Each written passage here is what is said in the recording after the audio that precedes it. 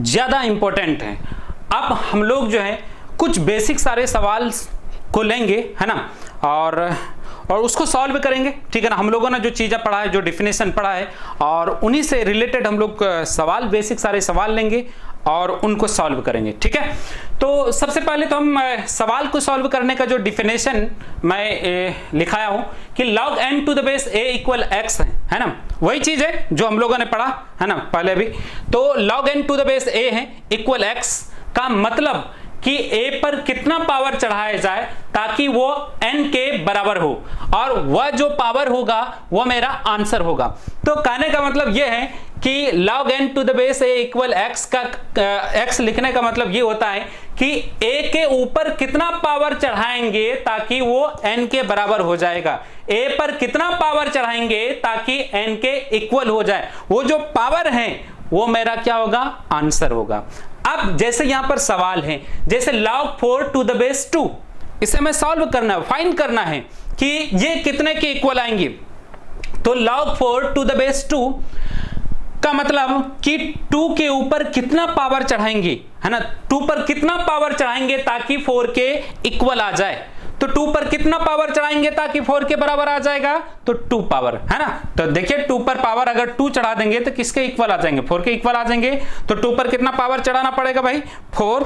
2 पर पावर आपको कितना चढ़ाना पड़ेगा, 2 चढ़ाना पड़ेगा, तो आपका आंसर कितना आ जाएंगे, 2 आ जाएंगे, ठीक है। तो ये चीजें हैं।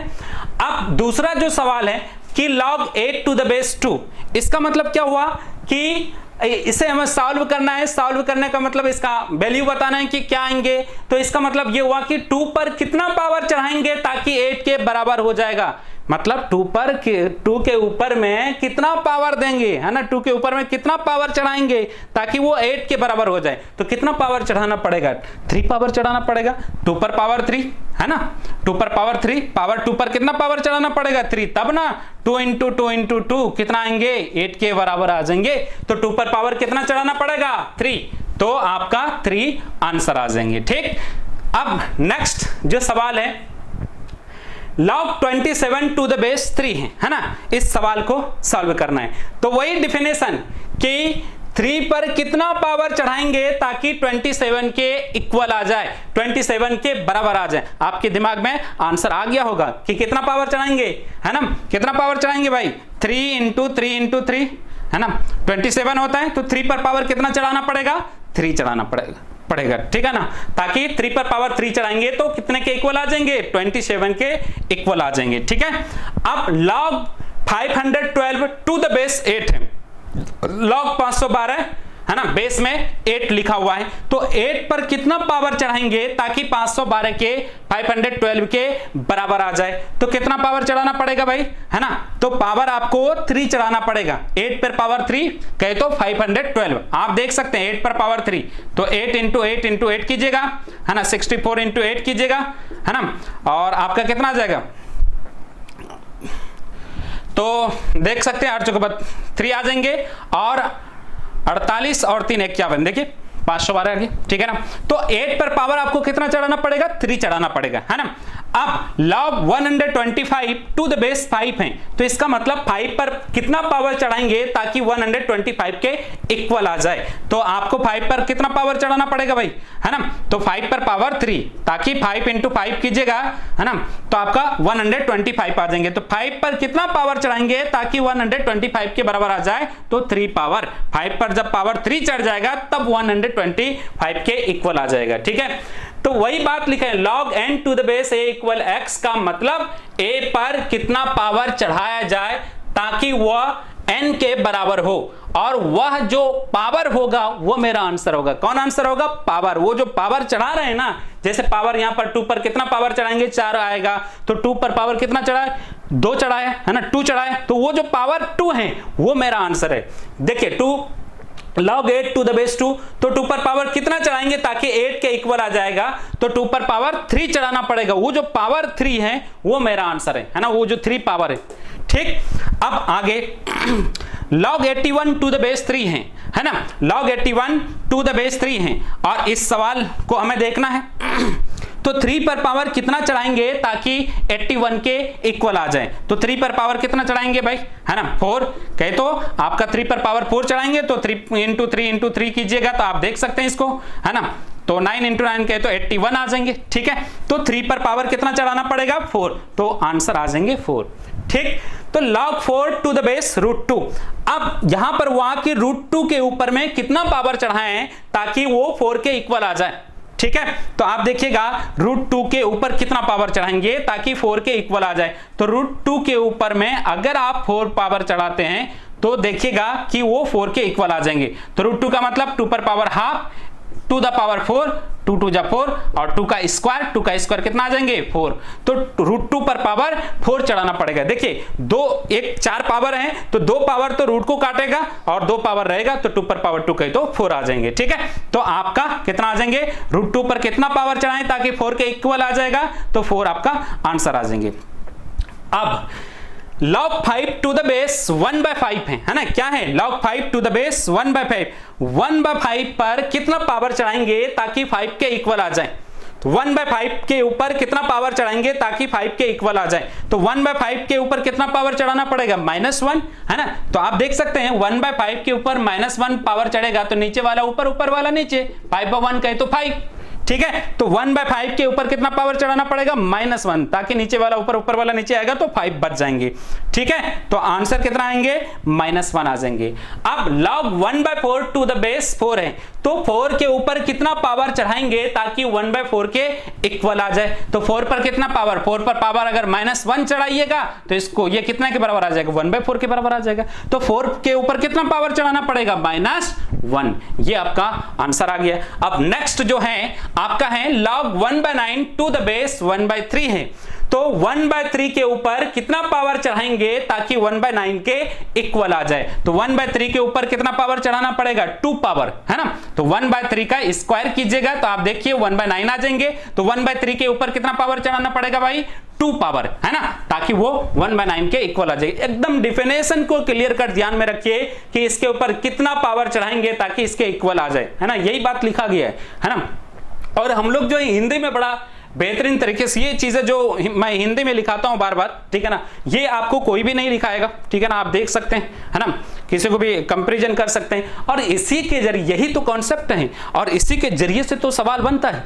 ठीक है ना, यही मेन मुद्दा है ना, इसी के जरिए से हम चीजों को आप आसानी से समझ पाते हैं, इलुब्रेट कर पाते हैं। हम जैसे कोई बात बोल दिए, बोल कर निकल गए, हो सकता है कि वो आपके पास ध्यान में आए या नहीं आए। अगर वो लिखा हुआ रहेगा तो हो सकता है कि आपके एक बार में समझ में नहीं आया, 2 बार पढ़े, 3 बार पढ़े तो हो सकता है कि आपके दिमाग में क्लिक कर जाएगा। ठीक है ना, तो ये बात ध्यान रखिएगा क्योंकि कोई जरूरी नहीं है कि भाई मैंने सारी बात बोला और आपके दिमाग में आते गया, ऐसा नहीं है ना। कुछ लड़के का तो एक ही बार में आ जाता है, कुछ को 2 बार में आता है, कुछ को 3 बार में आता है। ठीक है ना, तो वो लिखाने से फायदा यही है कि जिसको भी जब भी आएगा तो आप लिख लेंगे तो आपको 1 बार में आएगा तो अच्छी बात है, 2 बार में आ गया तो अच्छी बात है, ठीक है ना, 3 बार में भी आया तो अच्छी बात है। तो जब आपको आ जाए, जब पकड़ में आ जाए तभी आपके लिए काम बन जाएगा। ठीक है, तो इसलिए मैं लिखा देता हूं। चलिए next, log 125 to the base √5 है तो √5 के ऊपर कितना पावर चढ़ाएंगे ताकि 125 के इक्वल आ जाए। तो कितना पावर चढ़ाना पड़ेगा आप देख सकते हैं, √5 के ऊपर कितना पावर चढ़ाएंगे। अगर आप पावर कितना चढ़ाएंगे 6 चढ़ाते हैं, पावर 6 चढ़ाते तो आप देखिए 6 पावर है तो √5 को आप क्या लिख सकते हैं, 5 पर पावर हाफ, 2 द पावर 6, 2 3 जा 6, तो 5 पर पावर 3 कहने का मतलब 5 × 5 × 5 है ना, तो 125 है ना। तो 2 पावर तो √5 है तो 2 पावर तो रूट को काटने में जाएगा, 3 पावर बचेगा, है ना, तो 3 पावर 5 पर पावर 3 रहेगा तो 125 के इक्वल आ जाएगा। तो √5 के ऊपर कितना पावर चढ़ाना पड़ेगा ताकि 125 के इक्वल आ जाए, 6 पावर है। आप देखिए सॉल्व करके भी मैंने दिया, ठीक है, 6। अब नेक्स्ट जो है, नेक्स्ट है log 81 टू द बेस 81 तो इसका मतलब ये हुआ कि 81 के ऊपर कितना पावर चढ़ाएंगे ताकि 81 के इक्वल आ जाए। तो कितना पावर, 1 पावर भाई, सिंपल सी बात है, 81 पर पावर 1 देंगे तभी तो 81 के इक्वल आएंगे, है ना, तो 1 पावर आ जाएंगे। अब नेक्स्ट देखिए, थोड़ा सा आपको लगेगा खतरनाक जैसा, log 1 टू द बेस 1/√2, 1/√2 के ऊपर कितना पावर चढ़ाएंगे ताकि 1 के इक्वल आ जाए, ठीक है ना। तो ध्यान दीजिएगा, तो किसी भी नंबर पर जब पावर 0 चढ़ता है तो उसकी वैल्यू 1 के इक्वल आती है। तो 1/√2 के ऊपर पावर जब 0 चढ़ाएंगे तो इसकी वैल्यू कितने के इक्वल आएंगे, 1 के इक्वल आएंगे, ठीक है ना। तो 1/√2 के ऊपर कितना पावर चढ़ाएंगे ताकि 1 के इक्वल आ जाए, तो कितना पावर चढ़ाना पड़ेगा, 0। समझ रहे बात को, 0 पावर। अब सिमिलर वे में log 1 टू द बेस 97 है, तो 97 के ऊपर में कितना पावर चढ़ाएंगे ताकि ये 1 के इक्वल आ जाए, तो कितना पावर चढ़ाना पड़ेगा, 0, है ना। किसी भी नंबर पर 0 जब पावर चढ़ता है तो उसकी वैल्यू 1 के इक्वल आता है, तो 0 आ जाएंगे आपका आंसर, ठीक है भाई। तो उम्मीद करते हैं कि ये चीजें आपको क्लियर हो गया होगा, ठीक है। और 4 इंपॉर्टेंट पॉइंट्स हैं, है ना, जो हम लोगों ने बेसिक कॉन्सेप्ट है, जो डिफिनेशन है, जो हम लोगों ने सवाल किया, इन्हीं के जरिए से हम लोग सीखे हैं। जैसे log n to the base है इक्वल x है, इसके लिए क्या कंडीशन है, कंडीशन को मैंने बेहतरीन तरीके से आपको पहले हम क्लियर कर चुके हैं। इसका बेस ग्रेटर देन 0 होना चाहिए, इसका ये जो है एंगल n ग्रेटर देन 0 होना चाहिए और बेस 1 के इक्वल नहीं होना चाहिए, ठीक है, ये कंडीशन है इसके लिए। अब log n to the base n है, ये दोनों जब मैच खाएगा, ये बात ध्यान रखिएगा, डिफरेंशिएशन में कई जगह पर इस्तेमाल होता है log n to the base n equal 1 के बराबर, ये दोनों सेम रहना चाहिए। कई जगह पर आ जाएगा log e to the base e, है ना, ये देखिए ये दोनों सेम है, इसकी वैल्यू 1, क्यों 1, लॉजिक के हिसाब से कि ई पर पावर कितना चढ़ाएंगे ताकि ई के इक्वल आ जाए, तो 1 पावर, है ना, अकॉर्डिंग टू द डिफिनेशन 1 आ जाएंगी। कुछ भी, है ना, इसके जगह पर ई के जगह पर कुछ भी रह सकता है, log 50 टू द बेस 50 रहेगा तो इसकी वैल्यू कितने के इक्वल, 1 के इक्वल आ जाएंगे, ठीक है। तो ये दोनों सेम मिलेगा तो इसकी वैल्यू 1 के इक्वल रहेगा। कई जगह पर आपको डिफरेंशिएशन में आपको देखने को मिलेगा, ठीक है ना, तो इस बात को ध्यान रखेंगे आप। तो यहां पर ये दोनों सेम रहेगा तो इसकी वैल्यू 1। अब log n to the base 1/n है ना, log n to the base 1/n है। अब ये दोनों एक दूसरे का इनवर्स है ना, इनवर्स है, तो 1/n के ऊपर ये दोनों अगर एक दूसरे का इनवर्स रहेगा ना तो आंसर आएगा -1।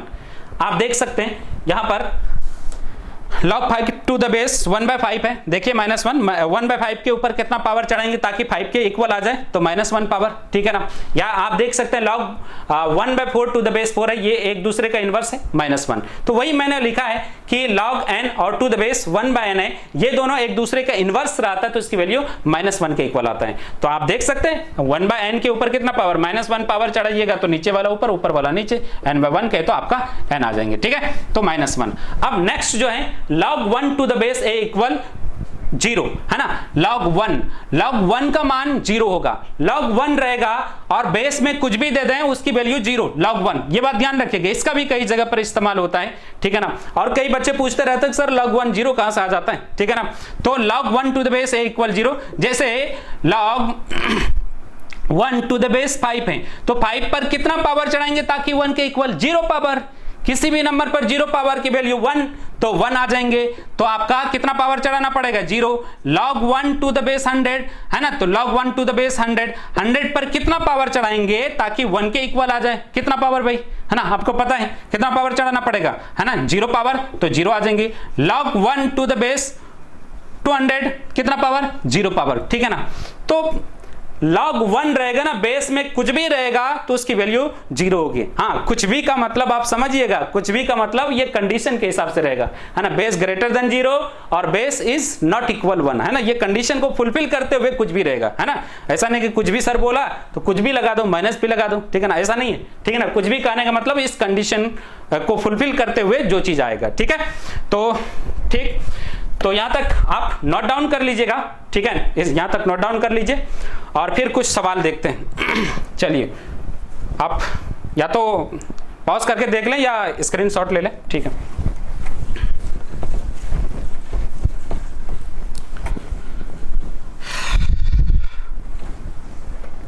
अब कुछ चीजें हैं, कुछ सवाल है, नीचे लिखा गया है ना, इसको भी हम इलैबोरेट करते हैं, ऊपर में लिखते हैं, थोड़ा जगह कम है। तो यहां पर जो सवाल है कि log -4 टू द बेस 2, है ना, ये पूछा है कि log, यहां पर ये सवाल log -4, साफ सुथरे तरीके से इधर मैं लिख रहा हूं, ठीक है, log -4 टू द बेस 2, ठीक है। पहली बात, ये n के जगह पर निगेटिव है, तो मैंने तो बोला था कि n हमेशा पॉजिटिव होना चाहिए, है ना, n पॉजिटिव रियल नंबर होना चाहिए, नेगेटिव है, इसका मतलब ये हुआ कि लॉग डिफाइंड नहीं होगा, ठीक है ना। लॉग क्या होगा, ये डिफाइंड ही नहीं है ना, ये लॉग तभी काम करता है ना, लॉगरिथमिक फंक्शन तभी काम करता है ये जब n के जगह पर पॉजिटिव नंबर हो। पॉजिटिव तो है नहीं, इसका मतलब ये डिफाइंड नहीं होगा, ठीक है ना। ये क्या होगा, अनडिफाइंड, अपरिभाषित, ठीक है, ये अनडिफाइंड होंगे।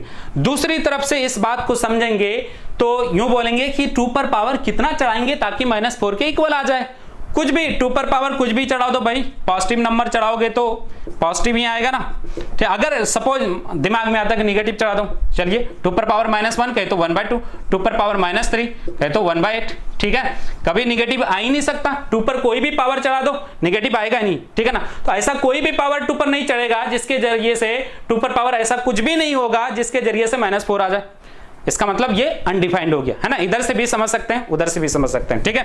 चलिए ये हो गया। दूसरा जो सवाल है, ये पहला था, दूसरा था log 0 to the base 10, है ना, log 0 to the base 10।